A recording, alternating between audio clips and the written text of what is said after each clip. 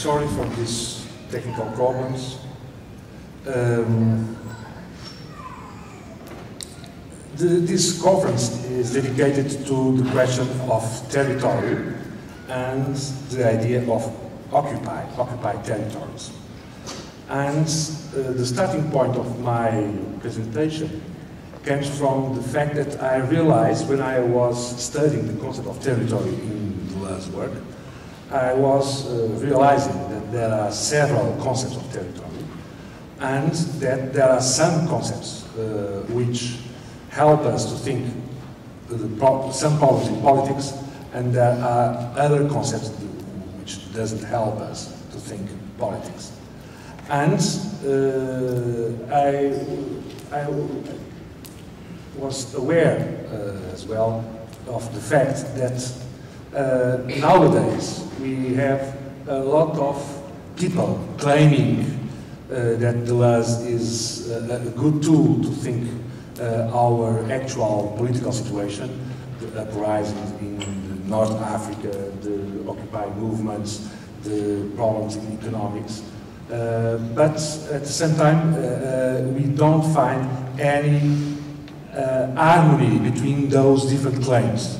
We don't recognize Deleuze, a political thinker, who is claimed by different theoretical problems.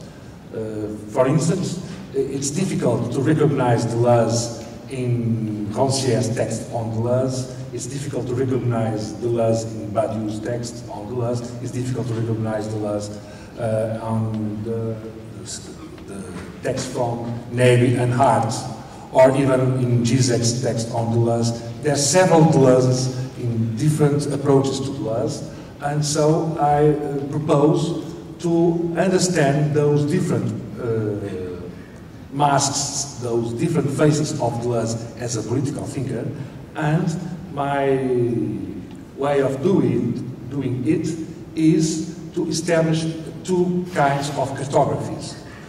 One cartography is a cartography for the concept of events, the other cartography is for the concept of multiplicities. I believe that it can help to understand how many Deleuzes are at stake when we are thinking about Deleuze as a political thinker, and how many Deleuzes are at stake when you think about the metaphysic which is underlying some main political theses in Deleuze's work. So in a very schematic way, because those cartographies are intended to be the finishing moment of my paper. I would like to present some approaches before, but in a schematic way, let me just underline some problems in this cartography. Okay. So, let me start with the last moment. Revolution as self-referential event. Everybody recognizes this thesis from What is Philosophy? So on your left, we have the words, What is Philosophy? Where we can find this thesis, revolution is a self-referential event. What is at stake here is considered revolution as an event and as a self-referential event. I can quote, no, I'm not seeing that here. So because I choose a quotation where Deleuze was stating this thesis, but let's continue. Schematically, in What is Philosophy, I think that Deleuze is adopting a Kantian concept of revolution. What is a Kantian concept of revolution is precisely a revolution as an event who disrupts history, who introduces a new set of consequences, and as this disruption, this interruption of history, it can justify itself as precisely this disruption. And this Kantian concept is the same concept we can find in Hannah Arendt's theory of revolution, in Badiou's concept of revolution, in Rancière's concept of politics. Politics is an event who produces novelty, who introduces new movements, new dynamics, and is self-referential, is self-legitimating, precisely because it's an event who produces disruption. And this concept is, for me, very strange.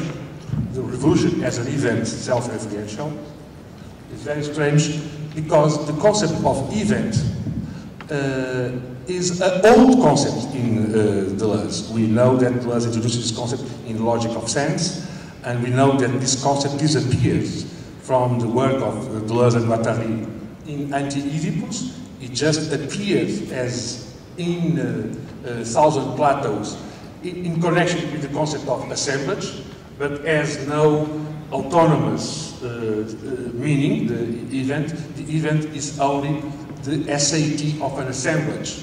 In Thousand Plateaus, what is at stake is the concept of assemblage, agencement, not the concept of event. So it's strange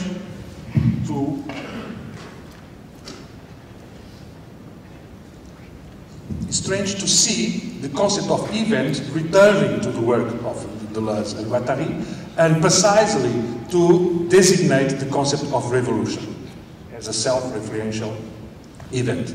So my first try is to establish a chronology of this concept of event, when it appears, when it disappears, how it disappears, and when it reappears, and how it reappears. And in that way, we can realize that the main works on political problems we have from Deleuze and Guattari, that is Anti-Oedipus and Thousand Plateaus, has no place for the concept of event as a concept that can allow us to understand some political dynamics. So why this concept disappears and why it reappears? I think that it depends on the different perspectives. One of the perspectives came from different ways of thinking multiplicities. So I propose this other cartography, where I try, the three first columns are the same I propose in the other cartography. The distinction is only I can find and propose in those three other columns. So, in order to analyze more clearly those columns, let me interrupt this presentation with the columns. I will come back here in some minutes, and let me show you some texts I consider very interesting. The first one is this very known interview Negri made with Deleuze.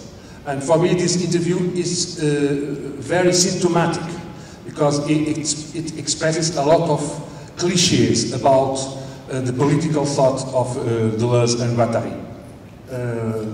Negri states, the problem of politics seems to have always been present in your intellectual life.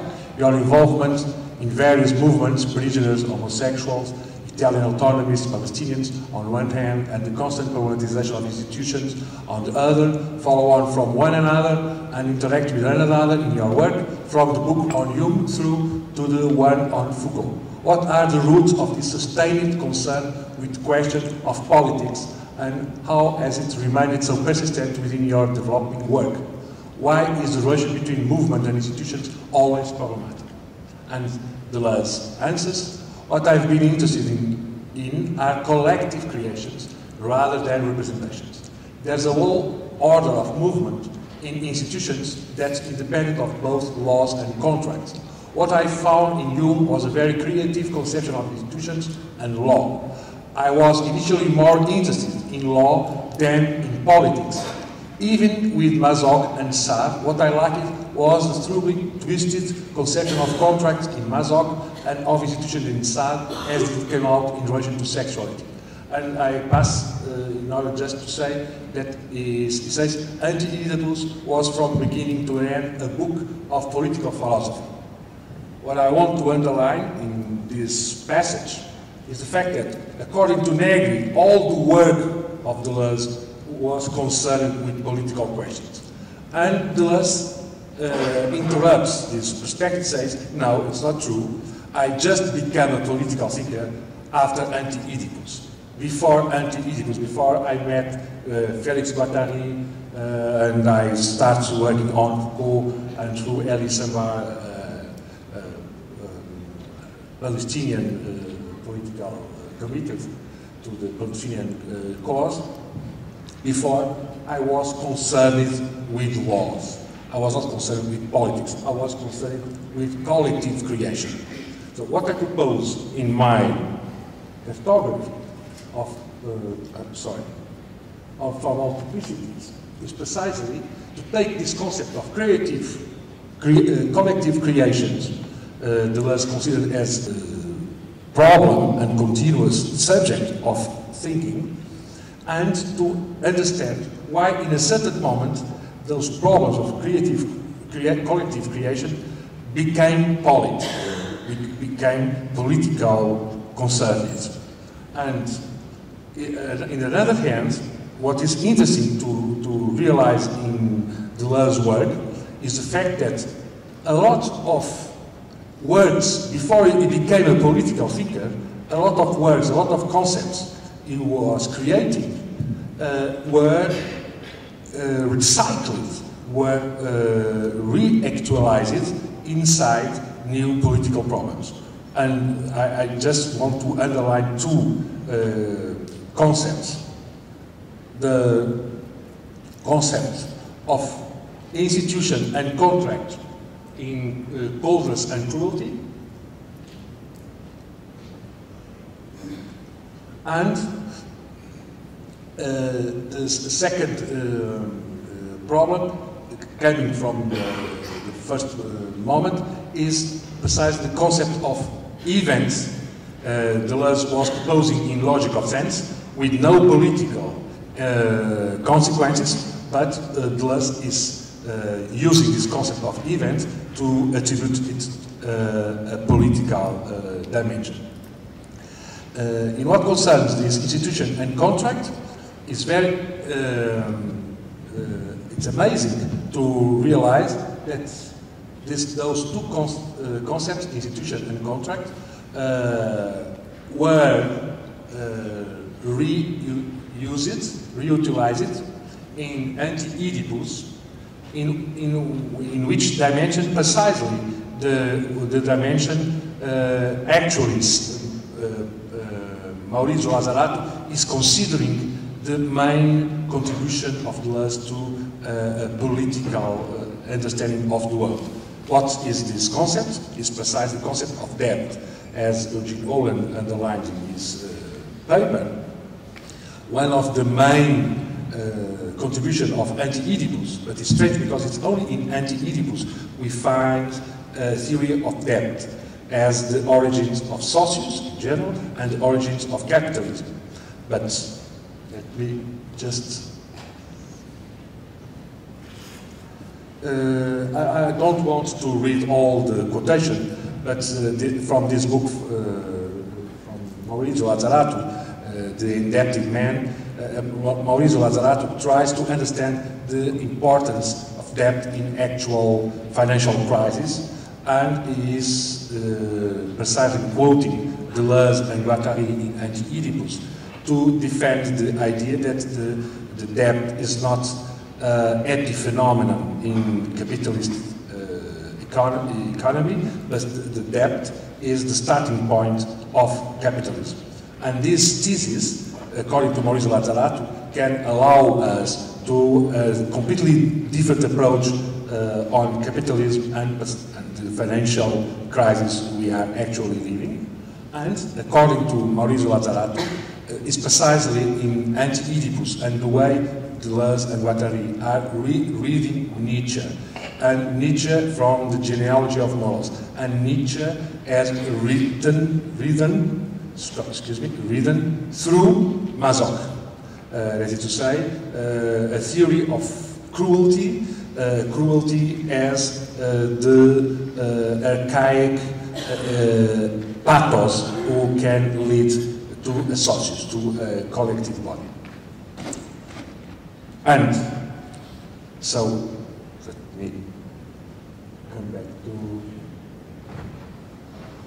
this cartography for multiplicities. So, in Anti-Oedipus, what Deleuze and Guattari are proposing this collective creation as social machines, is a substitution of the concept of institution, conventions, of even contract, but they considered that all the sources came from this experience of cruelty imposed into a community, imposing them experience of debt. Transformation of the concept of masochist contract we found in coldness and cruelty. And the second question I want to propose in order to understand this cartography is where appears for the first time the concept of territory. Because it's a main concept in Deleuze and Guattari work, but he has three different meanings, this concept of territory. In Anti-Oedipus, the concept of territory is a connection with the concept of earth, where he says only the state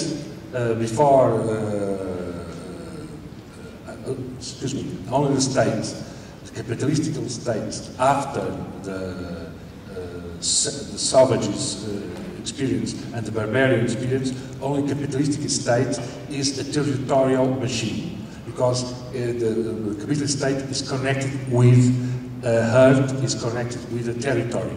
So in Anti-Oedipus, the concept of territory is connected with the concept of earth, the concept of a place where to install political structure and economic structure. In the Southern Plateaus, the concept of territory is an ethological concept, comes from ethology, from the science of animal behavior, and as its main model, the refrain, as Ronald Bow explained so clearly during the camp. So the refrain, the musical refrain, is the paradigm of territory according to the ecological approach. But the concept of territory in what is philosophy has nothing to do with the connection with earth, has nothing to do with ethology. The concept of territory in what is philosophy is a geological concept. It has to do with the structure of continents, the structure of Greece, the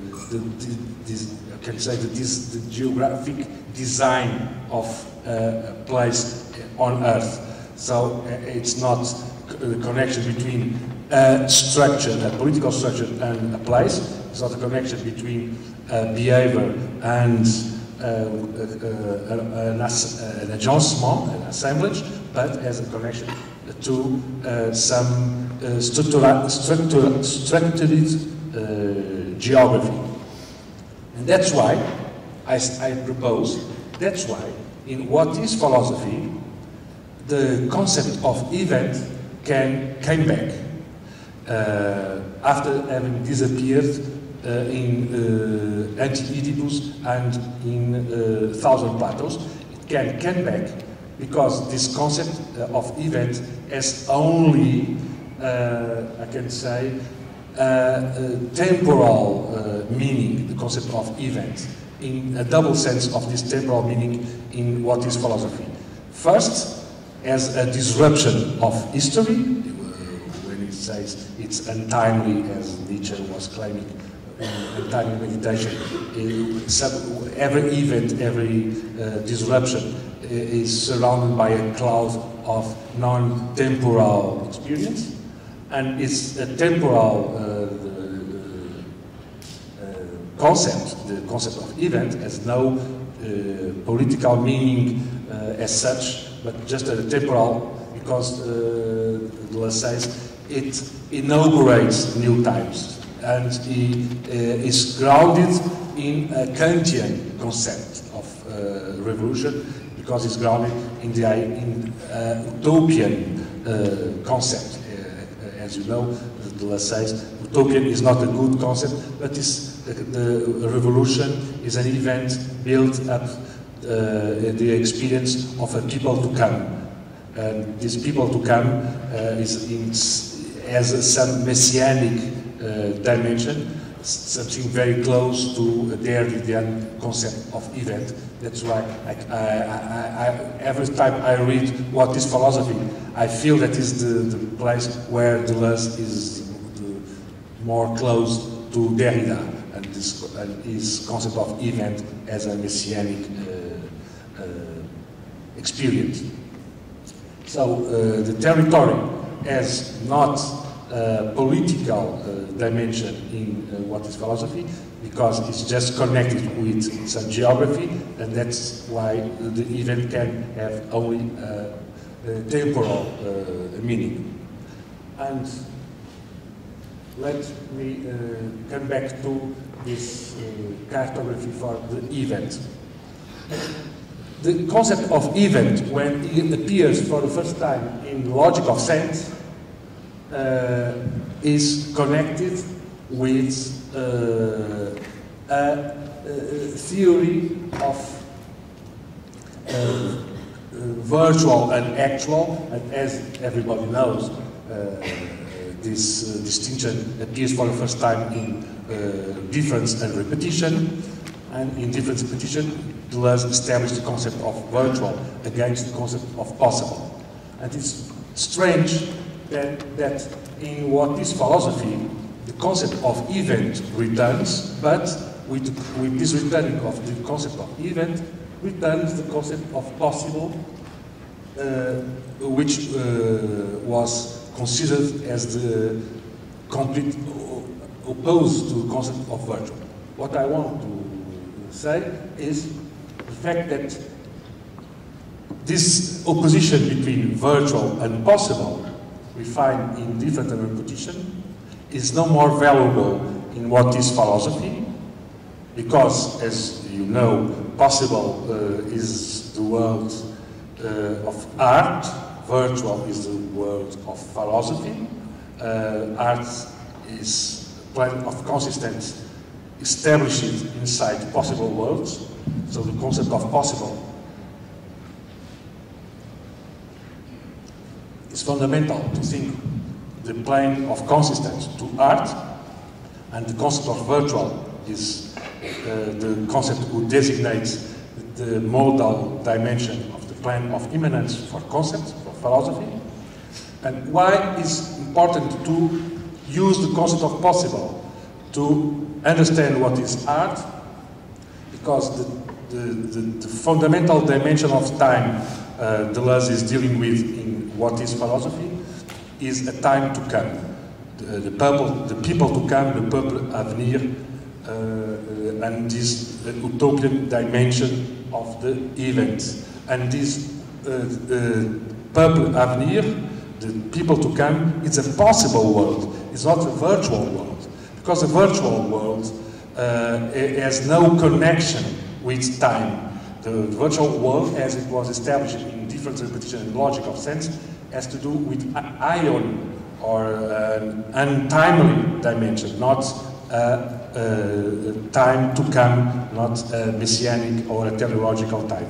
So Deleuze is becoming messianic in what is philosophy, is becoming close to Badiou and Derrida in what concerns the concept of event as just a disruption or interruption, because he is reintroducing the concept of possible, precisely the concept he abandoned when he, for the first time, explained the concept of virtual, in this distinction between virtual and actual.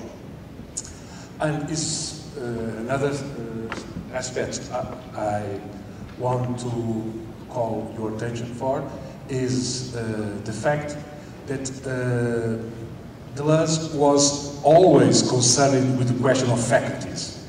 We're discussing the relation between Kant and Deleuze.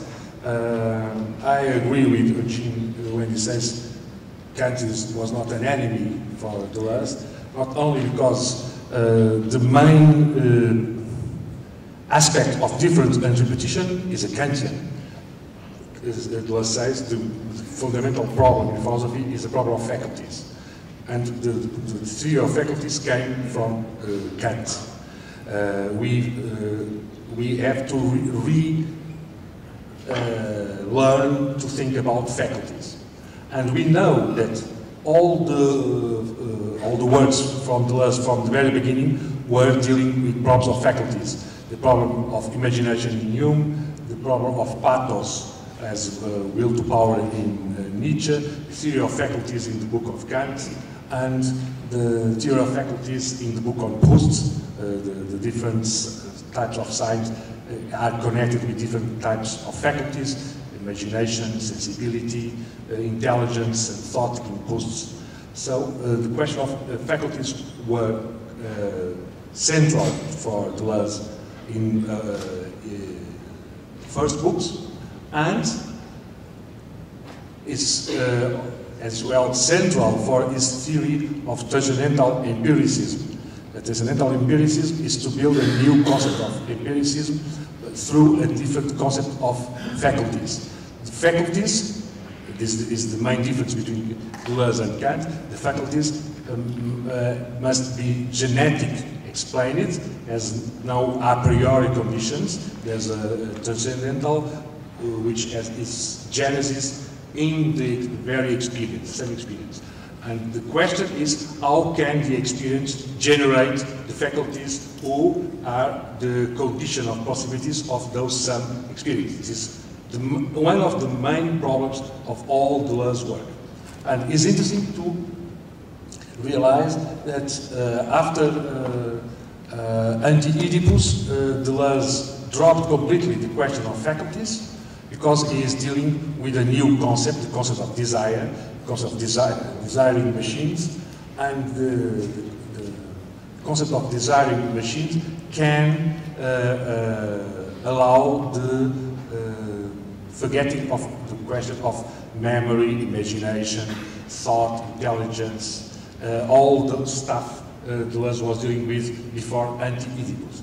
But Deleuze could not completely abandon the problem of faculties, and he is recovering this concept in the book on Kafka, a book few people are dealing with. It's interesting because normally people quote Anti-Oedipus, Thousand Platos, or What is Philosophy, and the book on Kafka, it's fundamental in a lot of senses, but according to me, for this cartography, the book on Kafka is fundamental because of three main reasons. The first one,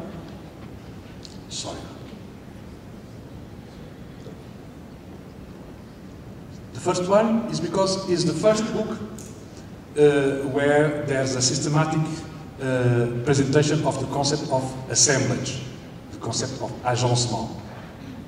The last chapter on Kafka, in Kafka's book, is precisely what is an assemblage, an agencement. And it's important to, second reason, it's important to say that this concept of assemblage in the book on Kafka is presented as collective enunciation. Because the concept precisely is collective assemblage of enunciation. What is an assemblage? Is an enunciation, is an expression, a collective expression. And this collective expression or collective enunciation is an assemblage. So the concept of agencement is connected with a creative and aesthetic experience as collective creation. Third dimension I want to underline in this book is the fact that Deleuze is using a new concept of faculty, the concept of sensibility to power, or resistance to power. In the book on Kafka, Deleuze is not talking about imagination, nor memory, nor intelligence, nor thought, but is always talking about resisting, opposing, and the sensibility for precisely the fascist machines, bureaucratic machines, and to be political is to have this sensibility to power in order to resist to power. And it's because he is proposing this concept of sensibility to power why Deleuze is introducing the concept of potentiality and impossibility in the book on Kafka. It's strange concepts because we know you should avoid those concepts after difference and repetition. And in Thousand Plateaus, he introduced the concept of becoming as a way of thinking the whole problem of faculties. And so, let me return to multiplicities. It's amazing to realize how different concepts Deleuze was creating to think what is a collective body, what is a collective creation, and what is a collective effects. This main question presented by Roland Bow yesterday, the collective body of an army, the collective body of a multitude of dancers, a collective body of a state or a community, how to build a collective body. This is one of the main political problems in all Deleuze's work, and it's amazing to realize that Deleuze is proposing in each book, you can say he is proposing new concepts about what is affects, creations and bodies in their collective dimension. I just want to underline two cases in this cartography.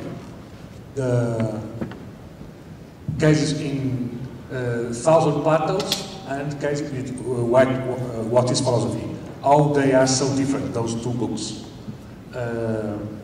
When Deleuze and Guattari are talking about collective effects, they are talking about territorialization, lines of light is the type of collective effects who is organizing territories and war machines or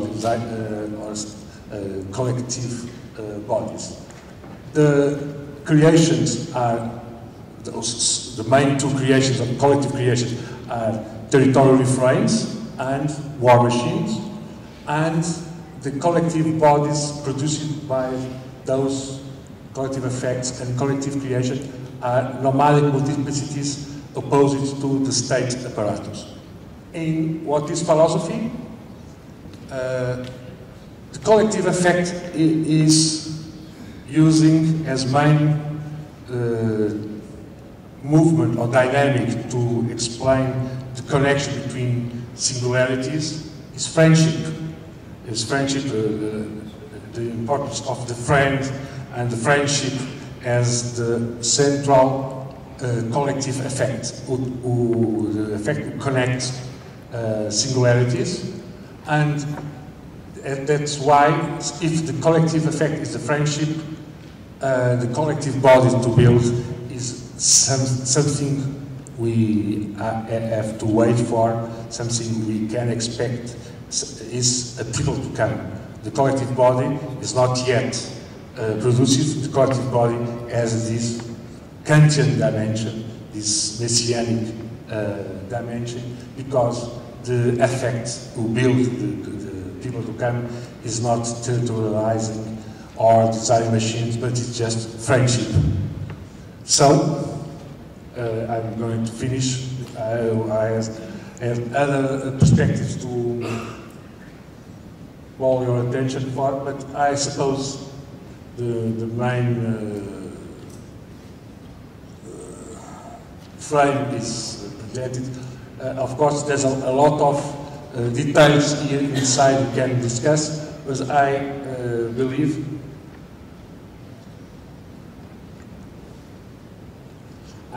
that when we are facing Deleuze's political work, we have to consider four main things. First, it's not true that all the political work of Deleuze coincide with all the work.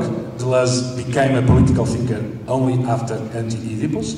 Second, there's a lot of concepts coming from the period during, but concepts Deleuze was recycling when he became a political thinker. Concept coming from the reading of Nietzsche and the genealogy of morals, the concept of cruelty, coming from masochism, coming from a theory of event, theory which has nothing to do with the political dimension when the concept is presented in logical sense. So this second aspect is very important. Deleuze is original as a political thinker because he is using non-political concepts he created before he became a political thinker in order to rethink political problems as how to build a collective body, how to think the state and its origin, how to think the possibility of becoming revolutionary or producing a revolution. Third aspect I want to establish is, even as a political thinker, we must distinguish mainly three different political thoughts in Deleuze's work. The perspective we find in Anti-Oedipus, the second, the perspective we find in Thousand Battles, and in What is Philosophy. We win nothing if we consider those three perspectives as homogeneous, as proposing the same perspectives about the state, the collective movements, and the revolution. And fourth thesis I would like to stress here is that, according to me, unfortunately, the less interesting perspective we find in Deleuze's work is the last one. What is philosophy, according to me, is the moment where Deleuze is less interesting, because it's the moment when Deleuze is becoming Derridian, is becoming Badiouian, is becoming Rancièrean, because he is adopting a concept of event and revolution. We find much better developed in Badiou, Rancière, or Derrida, and we nothing consider that the main and the central political perspective in Deleuze can be discovered in this work, What is Philosophy.